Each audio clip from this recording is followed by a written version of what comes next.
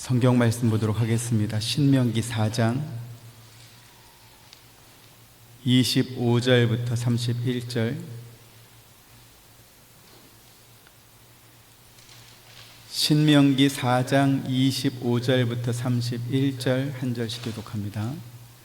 네가 그 땅에서 아들을 낳고 손자를 얻으며 오래 살 때에 만일 스스로 부패하여 무슨 형상의 우상이든지 조각하며 내 하나님 여호와 앞에 악을 행함으로 그의 노를 일으키면 내가 오늘 천지를 불러 증거를 삼노니 너희가 요단을 건너가서 얻는 땅에서 속히 망할 것이라. 너희가 거기서 너희 날이 길지 못하고 전멸될 것이니라. 여호와께서 너희를 여러 민족 중에 흩으실 것이요 여호와께서 너희를 쫓아 보내실 그 여러 민족 중에 너희의 남은 수가 많지 못할 것이며 너희는 거기서 사람의 손으로 만든 바 보지도 못하고 듣지도 못하며 먹지도 못하며 냄새도 맡지 못하는 목석의 신들을 섬기리라. 그러나 네가 거기서 내 하나님 여호와를 찾게 되리니 만일 마음을 다하고 뜻을 다하여 그를 찾으면 만나리라. 이 모든 일이 내게 임하여 환난을 당하다가 끝날에 내가 내 하나님 여호와께로 돌아와서 그의 말씀을 청종하리니 같이 내 하나님 여호와는 자비하신 하나님이심이라. 그가 너를 버리지 아니하시며 너를 멸하지 아니하시며 내 조상들에게 맹세하신 언약을 잊지 아니하시리라. 아멘.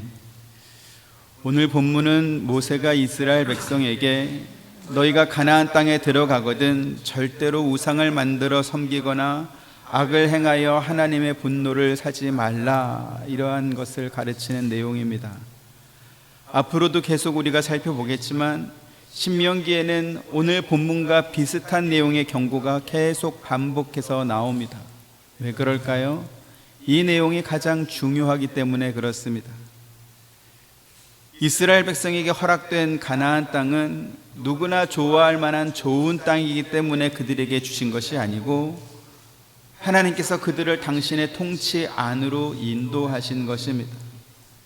정탐꾼들이 확인하고 돌아왔던 것처럼 그곳은 포도송이를 나무에 꿰가지고 두 사람이 메고 올 만큼 젖과 꿀이 흐르는 좋은 땅이었지만, 그러나 그렇기 때문에 그들이 무슨 수를 써서든지 그 땅을 빼앗아서 잘 살아보자, 그러한 목적으로 주어진 것이 아니라는 것이지요.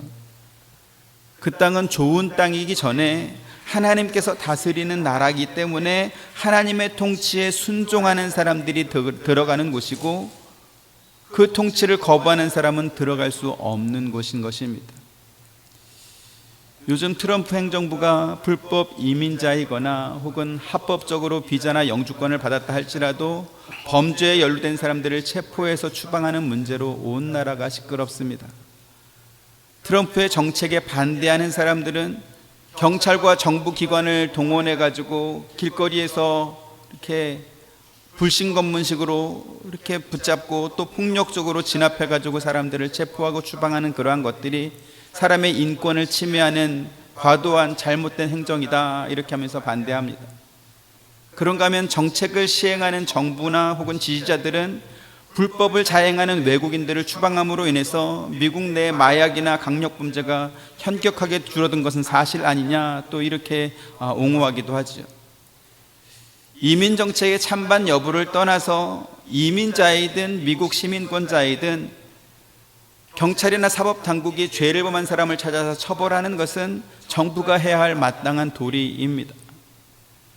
지난달 22일 뉴스에 의하면 트럼프 행정부가 미 주요 도시에 방위군을 투입하는 등 대대적인 이민자 단속에 나선 결과 작년 한 해 동안 살인사건 발생률이 1년에 20%가 줄었다고 합니다.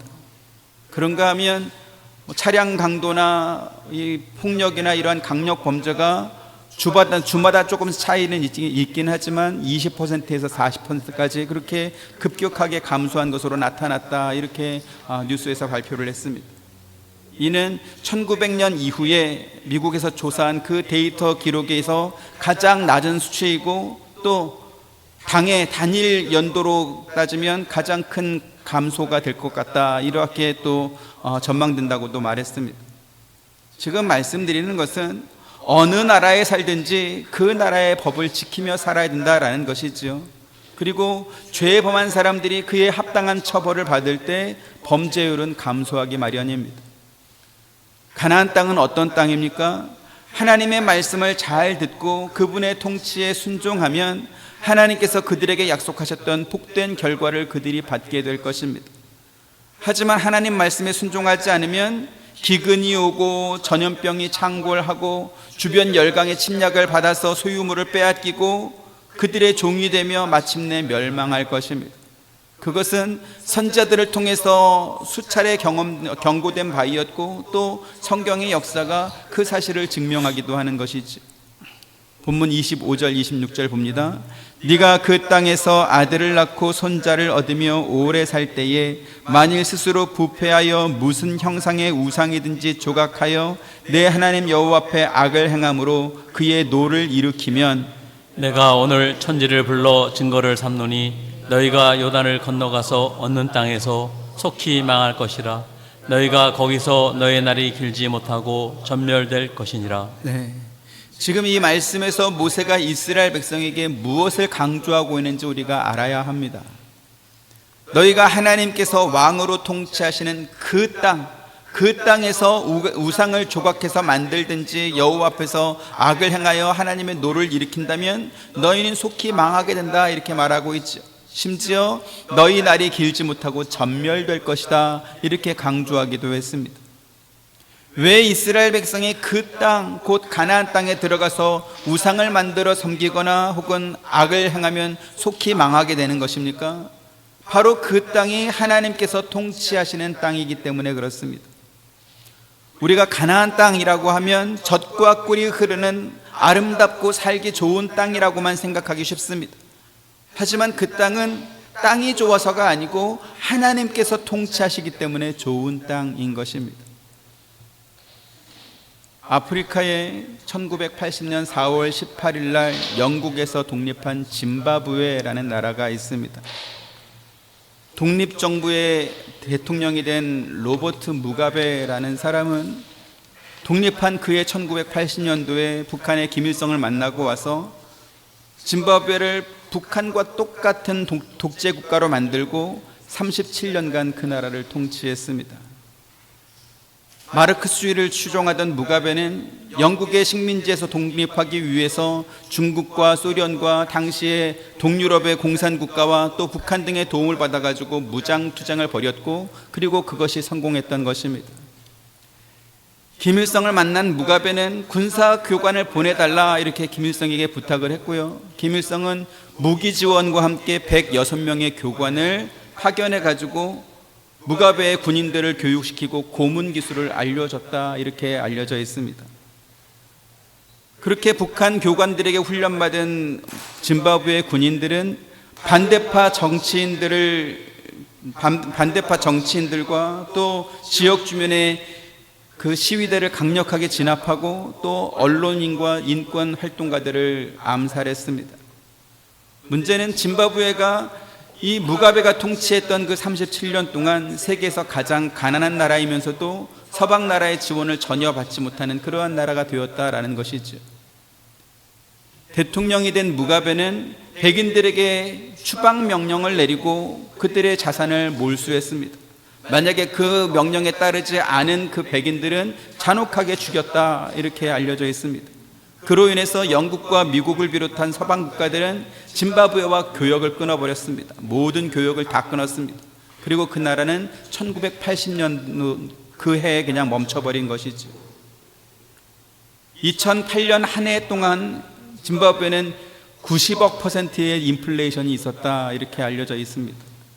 그러니까 2008년 1월 1일 날 1달러 하던 물 한 병이 2008년 12월 31일 날은 90억 원이 된 것입니다.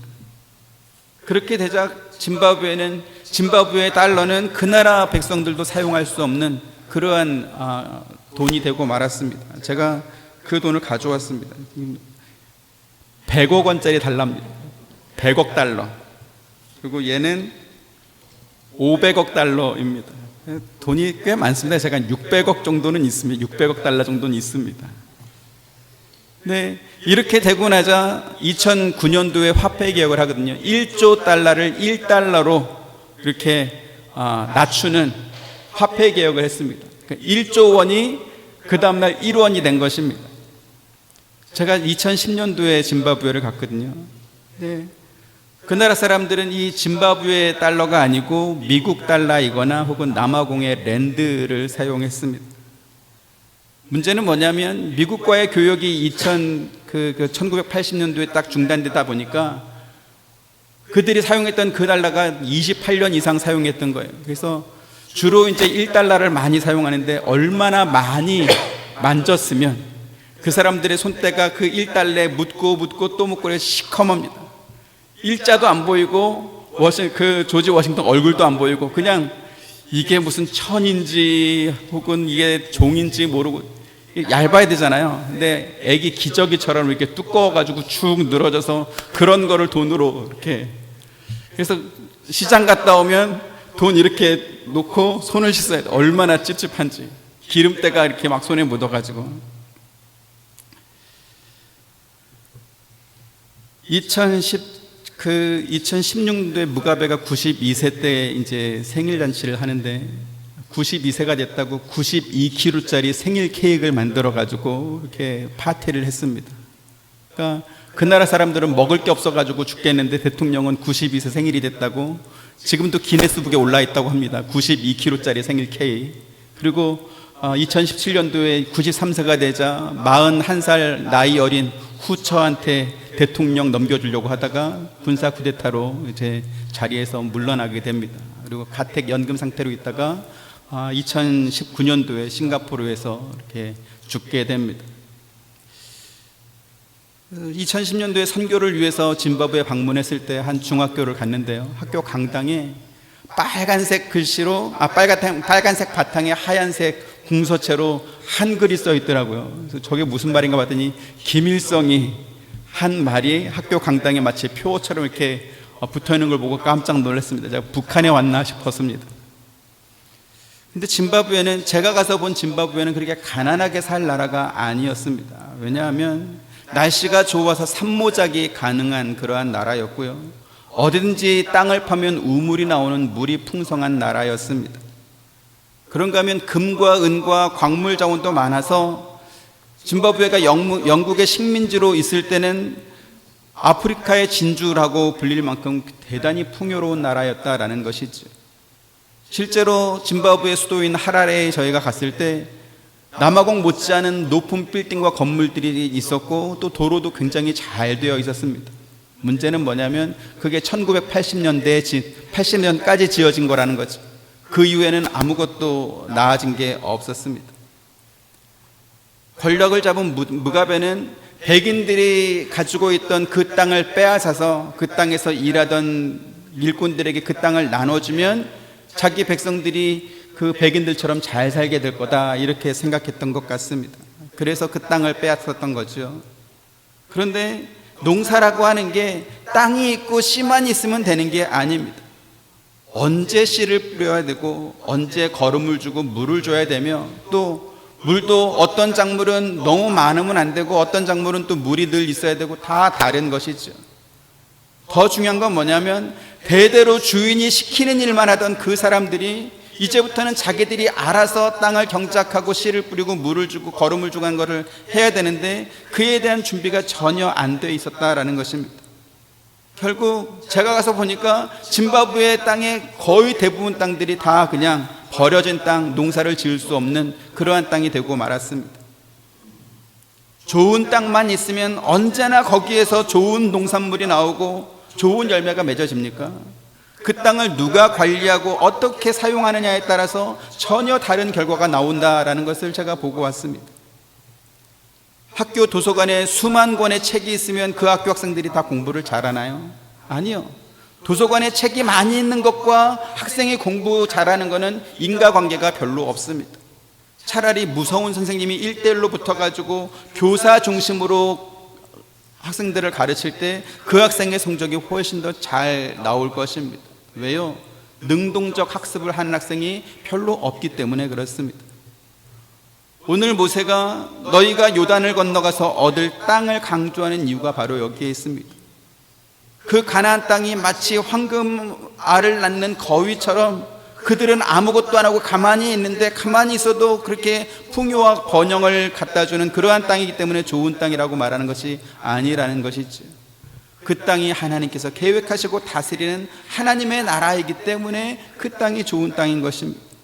그리고 하나님 나라에 산다면 그 나라의 법을 지키며 사는 것은 당연하지 않겠습니까? 그리고 이 원리는 오늘날 사는 저와 여러분에게도 똑같이 적용될 것입니다. 우리가 세상 사람과 다른 점이 무엇입니까? 우리가 신앙생활 잘하고 기도 열심히 하면 하나님께서 우리의 기도를 들어주시고 우리가 바라는 소원을 이루어 주시기 때문에 우리가 세상 사람과 다른 것인가요? 아닙니다. 우리가 하나님의 백성이고 하나님의 자녀로 살아가고 있다는 것, 그것이 바로 세상 사람과 우리의 다른 점인 것입니다. 창세기 12장 1절부터 3절 보시죠. 여호와께서 아브라함에게 이르시되 너는 너의 고향과 친척과 아버지의 집을 떠나 내가 네게 보여줄 땅으로 가라. 내가 너로 큰 민족을 이루고 내게 복을 주어 내 이름을 창대하게 하리니 너는 복이 될지. 너를 축복하는 자에게는 내가 복을 내리고 너를 저주하는 자에게는 내가 저주하리니 땅의 모든 족속이 너로 말미암아 복을 얻을 것이라 하신지라. 아멘. 하나님께서 아브라함에게 내가 네게 보여줄 땅으로 가라라고 말씀하십니다. 그리고 그 땅으로 보내실 때 너는 너의 고향과 친척과 아버지의 집을 떠나라고 또 말씀하십니다. 왜 아브라함이 고향과 친척과 아버지의 집을 떠나야 됩니까? 이제부터 아브라함의 생애 속에서 나타나게 될 모든 열매는 하나님으로부터 받은 것이어야 하기 때문에 그렇습니다. 지금이야 그런 개념이 없지만 제가 어렸을 때만 해도 동네에서 누군가 성공했다, 그런 사람이 생기면 그 사람은 이런 말을 했습니다. 우리의 조상님이 저를 도와주셨습니다.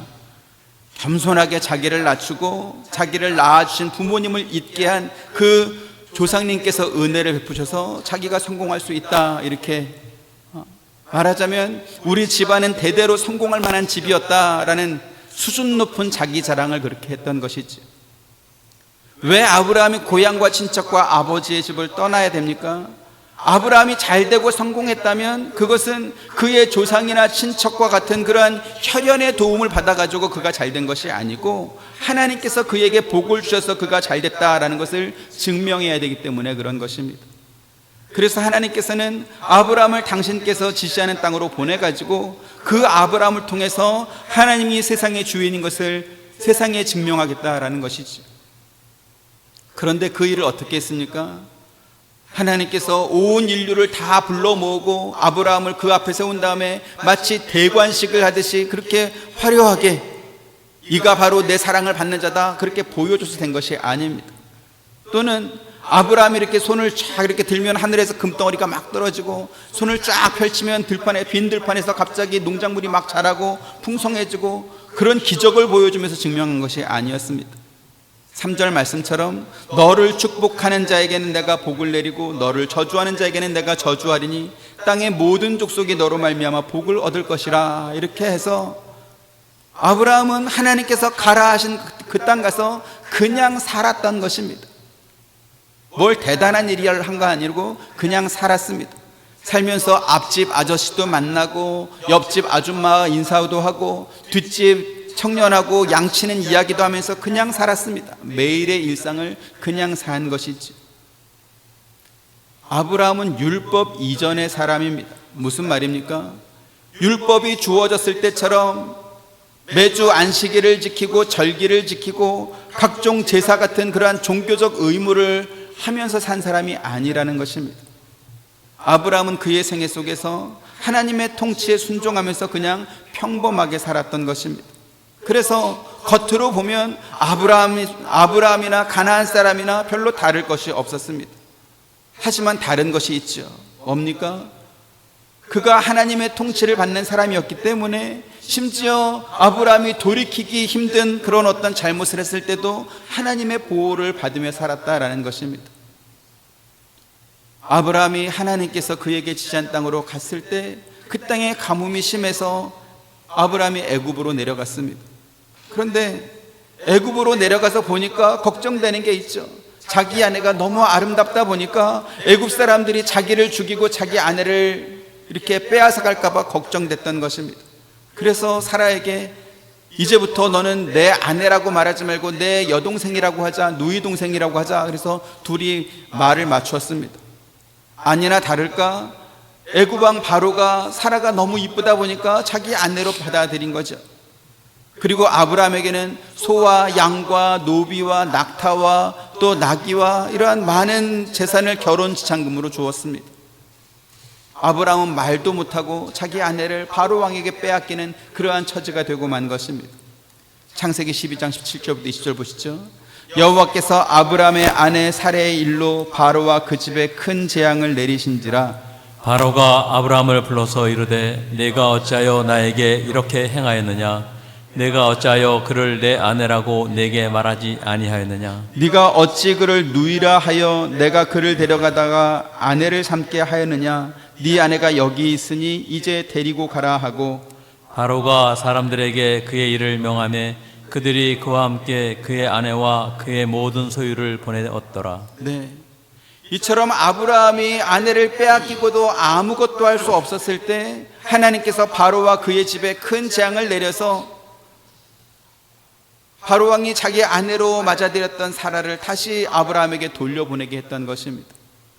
그런데 이러한 사건이 이번만 있었던 것이 아닙니다. 똑같은 짓을 아브라함은 또 했습니다. 심지어 그때는 사라가 이삭을 임신하고 있을 때 그 사라를 또 다른 왕에게 빼앗긴 것입니다. 그때도 아브라함은 사라를 자기 누이라고 말했었고, 그랄 왕 아비멜렉은 그런 줄 알고 자기 아내로 맞아들였다가 하나님의 어떠한 야단을 맞자 나는 온전한 마음과 깨끗한 손으로 데려온 것이지 남의 아내를 빼앗은 게 아닙니다, 이렇게 또 항변하게 됐던 것입니다. 창세기 20장 4절 5절 보죠. 아비멜렉이 그 여인을 가까이 하지 아니하였으므로 그가 대답하되 주여 주께서 의로운 백성도 멸하시나이까? 그가 나에게 이는 내 누이라고 하지 아니하였나이까? 그 여인도 그는 내 오라비라 하였사오니 나는 온전한 마음과 깨끗한 손으로 이렇게 하였나이다. 네, 아브라함을 믿음의 조상이라고 하니까 그가 믿음으로 살면서 뭔가 대단한 업적을 남긴 것처럼 그렇게 생각하기 쉽습니다. 그런데 성경을 보면 아브라함도 우리와 별로 다르지 않은 그러한 사람이었다는 것을 발견하게 됩니다. 똑같이 실수하고 심지어 해서는 안 되는 그러한 잘못을 반복하고 있음을 보게 되는 것입니다. 하지만 하나님께서는 그러할 때마다 아브라함의 편을 들어주셨습니다. 아브라함이 하나님을 위해서 대단한 공로를 세우거나 어떤 쌓은 업적이 있었습니까? 그런 거 없습니다. 하지만 하나님께서는 언제나 아브라함을 위하셨던 것입니다. 왜요? 그가 그의 일상의 삶에서 하나님의 통치를 받는 사람으로 살았기 때문에 그런 것입니다. 아브라함 개인으로 보면 세상에 어떤 못난 남편이 자기 아내를 다른 남자에게 2번이나 빼앗길까 싶을 정도로 진짜 별로인 사람입니다. 그렇지 않습니까? 하지만 그 아브라함을 만났던 애굽 왕 바로와 그랄 왕 아비멜렉은 아브라함을 그렇게 찌질한 사람으로, 못난 사람으로 볼 수 없었습니다. 오히려 아브라함을 두려워해가지고 재산까지 내주었던 것입니다. 창세기 20장 14절부터 16절 보죠. 아비멜렉이 양과 소와 종들을 이끌어 아브라함에게 주고 그의 아내 사라도 그에게 돌려보내고 아브라함에게 이르되 내 땅이 내 앞에 있으니 내가 보기에 좋은 대로 거주하라 하고 같이 사라에게 이르되 내가 은 1000개를 네 오라비에게 주어서 그것으로 너와 함께한 여러 사람 앞에서 네 수치를 가리게 하였노니 네 일이 다 해결되었느니라. 네. 애굽 왕 바로도 아주 잠깐 사라를 자기 아내로 맞아들였다가 그 이후로 아브라함에게 양과 소와 종들과 나귀와 낙타를 이렇게 주었었는데 아비멜렉도 똑같이 그것을 하고 있는 거죠. 심지어 아브라함의 아내를 데리고 온 그 잘못을 용서해달라라는 그러한 의미로 은 1000개까지 위자료로 주면서 아브라함과의 관계가 회복되기를 바란다는 그러한 마음을 전하고 있습니다. 애굽 왕 바로하고 그랄 왕 아비멜렉이 아브라함에게 잘못한 게 있습니까? 없습니다. 아브라함은 자기 아내를 누이 동생이라고 했고 사라는 아브라함이 내 오빠입니다 그렇게 말해서 그래서 데려왔던 것뿐입니다. 그러할 왕이 하나님께 주께서 의로운 백성도 멸하시나이까 이렇게 항변했던 이유도 바로 여기에 있죠. 하지만 하나님께서 그 여인이 아브라함의 아내라고 말해주자 결혼 지참금으로 줬던 그 돈뿐만 아니라 위자료까지 내주면서 아브라함과 화해를 요청하고 있습니다. 잘 지내자 이렇게 말하는 겁니다. 왜요? 아브라함이 무서워서가 아니고 누가 무섭습니까? 아브라함과 함께 하시는 하나님이 무서워서 그렇게 했던 것입니다. 성경에도 나오지만 아브라함은 애굽 사람을 두려워했습니다. 또 그랄 사람들을 두려워했습니다. 그래서 자기 아내를, 심지어 임신한 자기 아내조차도 사람들에게 내 누이 동생이라고 그렇게 속였던 것입니다. 창세기 20장 11절 보죠. 시작. 아브라함이 이르되 이곳에서는 하나님을 두려워함이 없으니 내 아내로 말미암아 사람들이 나를 죽일까 생각하였음이요. 그러니까 아브라함의 머릿속에는 뭐만 있어요? 자기 죽을까 봐 겁나는 것만 있는 겁니다. 자기 아내 빼앗기는 거는 전혀 안중에도 없는 거지. 그런 아브라함이 뭐가 무서워가지고 애굽 왕과 또 그랄 왕이 소와 나귀와 종들과 이런 것들을 줘가면서 심지어 돈까지 줘가면서 화해를 요청합니까? 아브라함이 자기와 다르다, 우리와 다르다라는 것을 깨달았기 때문에 그렇습니다. 하나님께서 처음에 아브라함을 부를 때 뭐라고 하셨죠? 너를 축복하는 자에게는 내가 복을 내리고 너를 저주하는 자에게는 내가 저주하리니 땅의 모든 족속이 너로 말미암아 복을 얻을 것이라 이렇게 말씀했습니다. 하지만 아브라함은 그 하나님의 약속을 받고도 사람들을 두려워했던 것이지. 그 후로 15년이 지나서도 또다시 아브라함은 그랄 사람들을 두려워해서 거짓말을 했던 것입니다. 어떤 못난 남자가 자기 아내를 두 번이나 다른 남자에게 빼앗기겠습니까? 하지만 그때마다 하나님께서는 아브라함을 위해서 모든 문제를 하나님께서 친히 해결해 주고 있습니다. 이처럼 아브라함은 세상의 일반적인 시각으로 보면 우리와 별로 차이점이 없습니다. 심지어 더 못나 보입니다. 하나님께서 아브라함에게 가라고 했던 그 땅도 대단히 좋았던 땅은 아닌 것으로 보입니다. 가자마자 가뭄이 심해가지고 애굽으로 내려갔기 때문에 그렇습니다. 무엇보다도 아브라함이 세상에 사는 동안 자기 소유물로 그가 산 땅은 죽은 아내를 매장할 묘지밖에 없었습니다. 일평생 아브라함은 나그네로 살았던 것이죠. 하지만 그럼에도 불구하고 아브라함은 그를 축복하는 사람은 하나님께서 복을 주시고 그를 저주하는 사람은 하나님의 저주를 받게 되는 그러한 삶을 살게 됐습니다. 그리고 그와 같은 모습을 애굽 왕과 그랄 왕을 통해서 확인하고 있습니다. 한 나라의 왕이 뭐가 두려워서 하룻밤도 같이 보내지 않은 그 여자를, 그것도 속아서 데려온 그 사람을 원래 남편에게 되돌려 보내면서 그 많은 재산을 내주겠습니까? 오히려 자기들을 속였기 때문에 결혼 지참금으로 줬던 그 재산뿐만 아니라 위자료까지 받아야 되지 않겠습니까? 그러나 그렇게 하지 않았습니다. 오히려 그들은 아브라함을 두려워했습니다. 왜요? 하나님께서 그들을 찾아오셨기 때문에 그렇습니다. 그리고 이것이 바로 아브라함이 가졌던 특별함입니다. 제가 어릴 때 동네에서 제일 부러웠던 친구들이 있었습니다. 또 무섭기도 했습니다. 어떤 친구냐면 나이 많은 형이 있는 친구들이 그렇게 부러웠습니다. 뭐 놀다가 다툼이 있고 싸울 수도 있는데 그때가 되면 꼭 큰 형을 데리고 와요. 그러면 꼼짝을 못하는 겁니다. 그 친구는 이길 수가 없어요. 큰 형이 있는 친구들. 지금 아브라함이 그런 것입니다. 사고는 아브라함이 치는데 수습은 뒤에서 하나님이 다 해주고 있지. 땅의 모든 족속이 너로 말미암아 복을 얻을 것이라. 아브라함이 뭘 잘해가지고 그러한 복과 특권을 받은 것이 아니라는 것입니다. 하나님께서 그렇게 해주셨던 것이지. 아브라함이 공로를 세우고 업적을 쌓아서 그 보상으로 그와 같은 약속을 받은 것이 아니었습니다. 하나님께서 가라 하시니까 명령하신 대로 갔을 뿐이지. 처음부터 끝까지 온전한 순종을 했던 것도 아닙니다. 가뭄이 심했을 때는 애굽으로 내려갔고 더 좋은 곳에 살고 싶어가지고 그랄 땅으로 내려가기도 했습니다.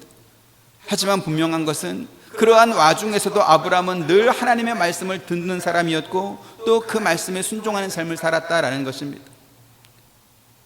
자기 자신과 자기 집에 거주하는 모든 남자에게 할례를 행했고 심판이 임박한 소돔성에 가서 혹시나 있을지 모르는 의인을 찾아다니기도 했기 때문에 그렇습니다. 오늘 본문 5절 6절 같이 보시죠. 내가 나의 하나님 여호와께서 명령하신 대로 규례와 법도를 너희에게 가르쳤나니 이는 너희가 들어가서 기업으로 차지할 땅에서 그대로 행하게 하려 함인즉 너희는 지켜 행하라. 이것이 여러 민족 앞에서 너희의 지혜요 너희의 지식이라. 그들이 이 모든 규례를 듣고 이르기를 이 큰 나라 사람은 과연 지혜와 지식이 있는 백성이로다 하리라. 네. 하나님께서 이스라엘 백성에게 대단한 성과나 결과물을 요구한 적이 없습니다. 여호와께서 가르치고 명령하신 대로 규례와 법도를 지켜 행하라. 하나님의 통치에 순응하면서 감사하며 살라. 이것이 너희의 특별함이고 너희에게 복이다. 그렇게 말씀한 것이죠. 그리고 이 원리는 오늘날 우리에게도 똑같이 적용됩니다. 하나님께서 우리에게 대단한 성과나 어떤 결과물을 요구하지 않습니다. 우리가 사는 일상의 삶의 현장에서 하나님께서 우리에게 주신 그 말씀에 순종하며 살면 된다라는 것이죠. 마태복음 25장 31절부터 34절 인자가 자기 영광으로 모든 천사와 함께 올 때에 자기 영광의 보좌에 앉으시리니 모든 민족을 그 앞에 모으고 각각 구분하기를 목자가 양과 염소를 구분하는 것 같이 하여 양은 그 오른편에 염소는 왼편에 두리라. 그때의 임금이 그 오른편에 있는 자들에게 이르시되 내 아버지께 복받은 자들이여 나와 창세로부터 너희를 위하여 예비된 나라를 상속받으라. 네. 오늘 본문의 모세는 이스라엘 백성이 가나안 땅에 들어가서 살게 될 때에 하나님의 은혜를 잊어버리고 우상을 섬기며 죄를 범하며 살 것을 염려했습니다. 출애굽기부터 신명기까지 이르는 모든 말씀에서 모세가 이스라엘 백성에게 하나님을 위해서 너희가 이러이러한 것을 해야 된다 그렇게 요구한 적이 없습니다. 다만 뭘 요구하죠? 여호와 하나님께서 명령하신 규례와 법도를 너희가 잘 지키며 살라 그것만 강조했습니다. 하지만 광야 생활을 거쳐서 가나안 땅을 자기의 기업으로 받은 그 이스라엘 백성들은 모세가 그렇게 귀에 못이 박이도록 강조했던 모든 말들을 다 잊어버렸습니다. 그리고 그 결과 모세가 염려한 대로 그들은 아수르와 바벨론에 의해서 멸망하고 맙니다. 이 원리는 신약의 시대를 사는 오늘 우리에게도 똑같이 적용됩니다.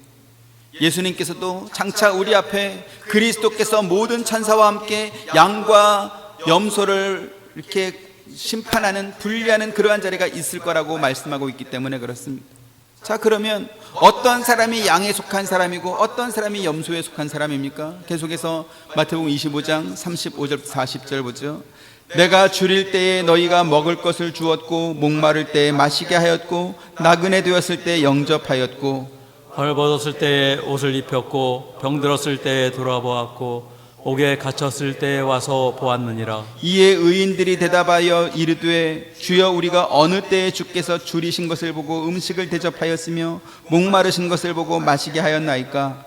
어느 때에 나그네 되신 것을 보고 영접하였으며 헐벗으신 것을 보고 옷 입혔나이까? 어느 때에 병 드신 것이나 옥에 갇히신 것을 보고 가서 배움나이까 하리니 임금이 대답하여 이르시되 내가 진실로 너희에게 이르노니 너희가 여기 내 형제 중에 지극히 작은 자 하나에게 한 것이 곧 내게 한 것이니라 하시고. 네.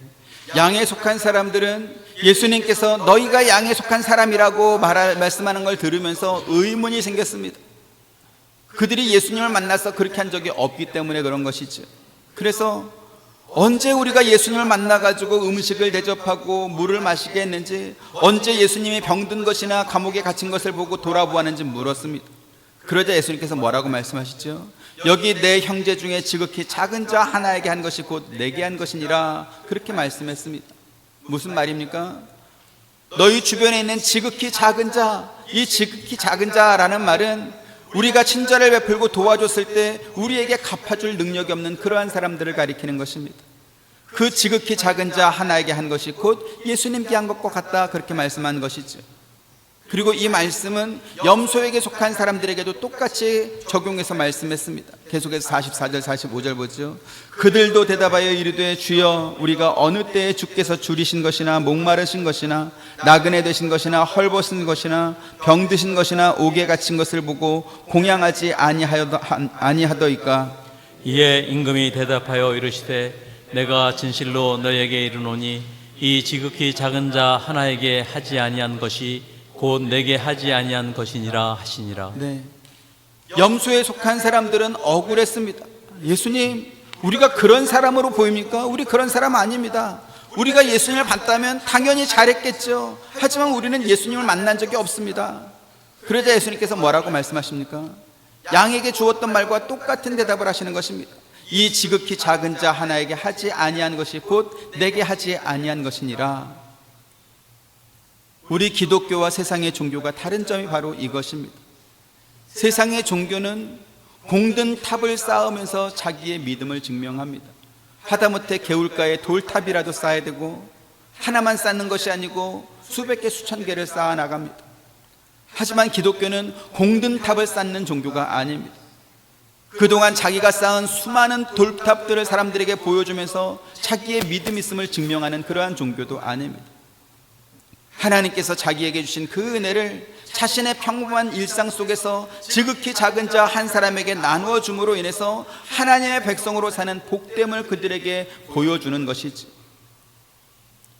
중세 기독교 역사에서도 확인하지만 이슬람교에 빼앗긴 예루살렘 성전을 되찾는다는 명분으로 일으켰던, 그래서 8차까지 이어졌던 십자군 전쟁은 교황과 교회의 성직자들의 탐욕만 확인하고 실패로 끝나고 말았습니다. 그리고 이렇게 십자군 전쟁의 실패로 인해서 교황의 권위는 추락하고 왕권은 강화되었습니다. 하지만 교황의 힘이 추락했다고 해가지고 그들의 욕심까지 함께 사라진 것은 아니었다라는 것이죠. 십자군 전쟁 이후에 교회는 대성당 건축을, 큰 성당을 건축하는 것을 구원의 수단과 또 믿음의 증명으로 가르쳤습니다. 그리고 그 교회 건축의 비용을 충당하기 위해서 면죄부까지 만들어가지고 사람들에게 팔기에 이르렀습니다. 이처럼 중세 교회가 십자군 전쟁과 또 대성당 건축에 매몰됐을 때 그들이 가장 잘못한 것이 있었죠. 그게 뭔지 아십니까? 지극히 작은 자 한 사람을 돌아보지 않은 것입니다. 지금 전쟁을 벌이고 있고 대성당을 건축하고 있는데 지극히 작은 자 한 사람을 돌아볼 여유가 어디 있습니까? 대를 위해서 소를 희생하는 것이 당연했던 것입니다. 결국 그러한 일들이 500년 이상 지속되면서 마틴 루터를 비롯한 종교 개혁자들이 그것이 잘못됐다, 그래서 교회의 잘못을 지적하면서 성경으로 돌아가자, 이렇게 시작했던 것이 바로 종교 개혁이었던 것입니다. 자, 그러면 오늘날 교회는 어떨 것 같습니까? 오늘날 교회도 중세 교회와 크게 다르지 않은 것 같습니다. 교회 건축에 매달리고 해외 선교나 구호 활동에 이런 외부적인 사업에 몰두합니다. 그런가 하면 전도 집회나 무슨 은사 집회, 무슨 기도회처럼 겉으로 드러나는 그러한 활동에는 모두가 다 열심을 냅니다. 하지만 맨정신으로 있을 때는 기독교인 같은 모습이 별로 보이지 않습니다. 뭔가 공을 쌓고 뭔가 탑을 쌓고 뭔가 업적을 이룰 때는 다 몰려들지만 평범한 일상 속에서 기독교인의 모습을 보이는 그러한 사람들이 많이 없는 것이죠. 오늘 본문의 모세가 이스라엘 백성들에게 하는 말이 무엇입니까? 마음을 다하고 뜻을 다하여 여호와 하나님을 찾으라. 그분께서 주신 계명과 규례를 지키며 살라. 다시 말해서 평소에 하나님 말씀에 순종하며 살라라는 것이었습니다. 그렇지 않으면 어떻게 된다고요? 속히 망할 것이다. 여러 민족 가운데 흩어지게 될 것이다. 환난을 당할 것이다. 너희 날이 길지 못할 것이다. 그렇게 말하고 있는 것입니다. 하지만 그러다가도 29절 30절에 이렇게 말하는 것이죠. 같이 봅니다. 그러나 네가 거기서 내 하나님 여호와를 찾게 되리니 만일 마음을 다하고 뜻을 다하여 그를 찾으면 만나리라. 이에 모든 일이 내게 임하여 환난을 당하다가 끝날에 내가 내 하나님 여호와께로 돌아와서 그의 말씀을 청종하리니. 네, 회개하고 돌아오면 하나님이 다시 회복시켜준다, 그런 말씀도 또 하는 거죠. 지금 이 말씀은 우리를 절대로 포기하지 않는 하나님의 성품을 보여주는 말씀입니다.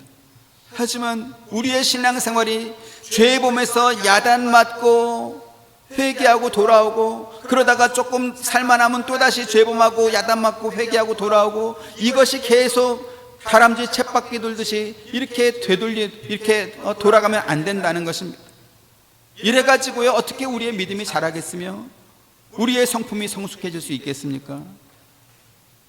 사도 바울은 하나님께서 자기를 왜 복음의 사도로 세웠는지 그 이유를 말하면서 에베소 교회 성도들이 너희는 이러한 믿음의 사람이 되길 원한다, 내가 그렇게 기도한다, 그러한 말을 소개한 바가 있습니다. 에베소 3장 14절부터 19절, 이러므로 내가 하늘과 땅에 있는 각 족속에게 이름을 주신 아버지 앞에 무릎을 꿇고 비노니 그의 영광의 풍성함을 따라 그의 성령으로 말미암아 너희 속사람을 능력으로 강건하게 하시오며 믿음으로 말미암아 그리스도께서 너희 마음에 계시게 하셨고 너희가 사랑 가운데서 뿌리가 박히고 터가 굳어져서 능히 모든 성도와 함께 지식에 넘치는 그리스도의 사랑을 알고 그 넓이와 길이와 높이와 깊이가 어떠함을 깨달아 하나님의 모든 충만하신 것으로 너희에게 충만하게 하시기를 구하노라. 아멘.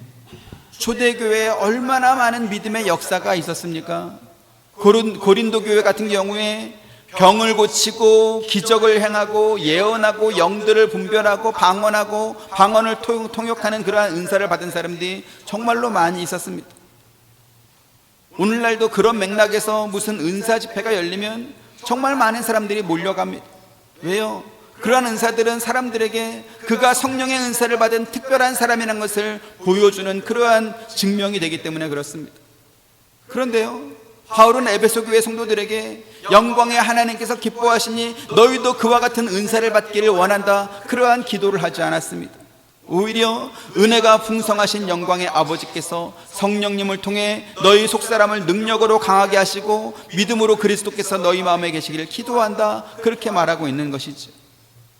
하나님께서 무엇을 기뻐하실까요? 우리가 각종 은사를 받고 그것을 행하는 것입니까?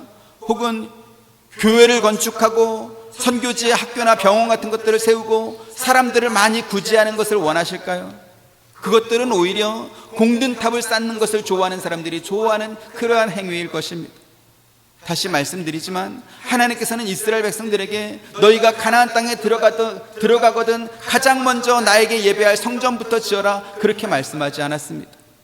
오히려 하나님께서는 다윗이 나는 백향목 궁전에 거하면서 여호와의 언약궤는 여전히 장막 가운데 휘장 아래에 있다 그러면서 성전을 짓겠다고 했을 때 하나님께서 그것을 말리셨습니다.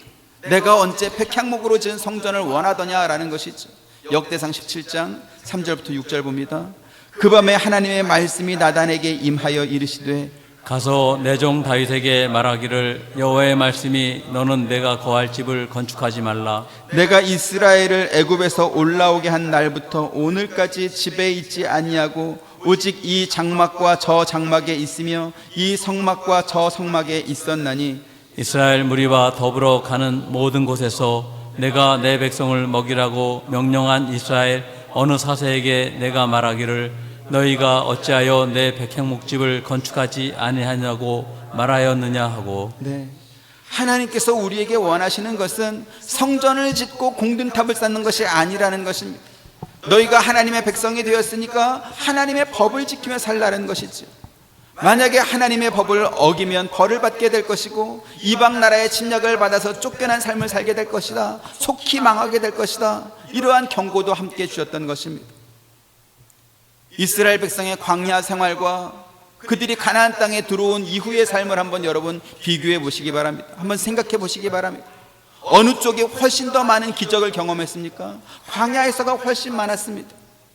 하나님께서 바다를 갈라서 그들을 그 바다 및 마른 땅을 걸어가지고 그 바다를 건너게 하시고 매일 만나를 내려주시고 바위 위에서 물이 나게 하시고 구름 기둥과 불 기둥에 보호를 받으며 살게 하시고 불뱀에 물려가지고 죽게 됐을 때 장대에 매단 놋뱀을 쳐다보면 낫게 하시고, 이러한 기적들이 광야에서는 무수히 많이 있었습니다. 하지만 그에 비해서 가나안 땅에 들어와서는 어떤 일이 있었죠? 전쟁한 경험밖에 없습니다. 가나안 땅을 차지하기 위해서 그들은 전쟁해야 됐고 12지파가 땅을 분배받은 이후에는 그들이 미처 쫓아내지 못했던 그 가나안 족속의 공격을 막기 위해서 또 전쟁을 해야 됐습니다. 왕이 세워진 이후에는 어땠습니까? 블레셋과 에돔 사람들, 모압과 암몬 사람들, 아람 사람들, 아수르와 바벨론 사람들, 이스라엘 백성이 죄를 범할 때마다 하나님께서 회초리로 사용했던 그 나라들과 전쟁해야 됐습니다. 하지만 대부분 전쟁에서 져서 자기들의 재산을 빼앗기고 그들의 노예가 돼가지고 고생하다가 하나님께 회개하면 하나님께서 사사를 보내고 선지자를 보내서 그들을 구원해 주었던 그 전쟁 역사의 반복이 이스라엘의 역사 아니겠습니까? 그런데 이러한 모습이 오늘날 성도들에게서도 비슷하게 반복되고 있습니다. 하나님께서 언제 우리에게 너희 왜 교회 건축하지 않냐 그렇게 야단친 적 있습니까? 그런 적 없습니다. 성경 어디에도 우리에게 공든탑을 쌓으라고 말씀하는 것도 없습니다. 대신에 하나님의 백성이 되었으니까 하나님 백성답게 살라. 너희의 성품이 그리스도의 성품을 닮아가라. 너희가 은혜를 받았으면 너 혼자 잘 먹고 잘 살지 말고 지극히 작은 자를 도우며 살라. 이렇게 우리의 내면과 실제 사는 삶의 모습에서 하나님의 백성다운 하나님의 자녀다운 삶을 살라고 말씀하고 있는 것입니다. 자주 말씀드리지만 우리에게 필요한 모든 것은 하나님께서 이미 우리에게 다 주셨습니다. 하물며 악한 자라 할지라도 자식에게 좋은 것을 줄 알거든 그렇게 말씀하기도 했습니다. 중세 로마 교회가 예루살렘 성전을 짓는다는 명분으로 십자군 전쟁을 일으키고 하나님을 위한다면서 대성당을 지었지만 사실 그것들은 자기들을 위한 것들이었습니다. 고린도 교회 성도들도 자기들이 받은 성령의 은사들을 자랑했지만 그들의 평상시의 삶의 모습은 세상에서도 볼 수 없는 그러한 엉망진창의 삶의 모습이었던 것을 우리가 성경에서 또 확인합니다. 둘 다 명분은 하나님을 위한다는 것이었고 마치 대단한 믿음을 가진 것처럼 자랑했지만 그들의 자랑은 하나님께서 그들에게 요구한 것이 아니었다라는 것이죠. 자기의 욕심을 이루는 것에 하나님을 이용하지 마시고 평소에 하나님 말씀에 잘 순종하면서 사는 저와 여러분 우리 한빛 장로교회 되기를 주님의 이름으로 축원드립니다.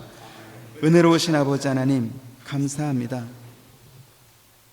이스라엘 백성이 하나님의 경고의 말씀을 귀에 못이 박이도록 들었어도 그들이 가나안 땅에 들어가서는 그 말씀을 다 잊어버리고 우상을 만들어 섬기고 하나님을 배신하고 죄범하는 그러한 삶을 계속 반복했던 것을 우리가 성경을 통해서 확인합니다. 그런데 그것이 이스라엘 백성들만의 문제가 아니고 오늘 우리의 모습, 바로 내 자신의 모습인 것을 또 말씀을 통해서 확인하게 하시니 감사드립니다. 우리가 주의 자녀와 주의 백성이 되었으니 하나님 말씀을 늘 마음에 새기고 그 말씀이 우리의 삶에서 하나라도 나올 수 있도록 우리를 꾸짖어 주시고 또 우리에게 격려해 주시고 용기를 주셔서 하나씩 하나씩 우리의 성품이 그리스도의 성품을 닮아가며 하나님께 합당한 사람이 되어갈 수 있도록 우리를 인도하여 주옵소서. 예수님의 이름으로 기도드립니다. 아멘. 지금은 우리 주 예수 그리스도의 은혜와 하나님의 크신 사랑과 보혜사 성령님의 감화감동 교통하심이 주의 말씀을 듣고 순종하며 나아가는 사랑하는 모든 성도님들의 머리 위에와 가정과 생업과 하시는 모든 일들 가운데 지금부터 영원토록 함께 있기를 축원하옵나이다. 아멘.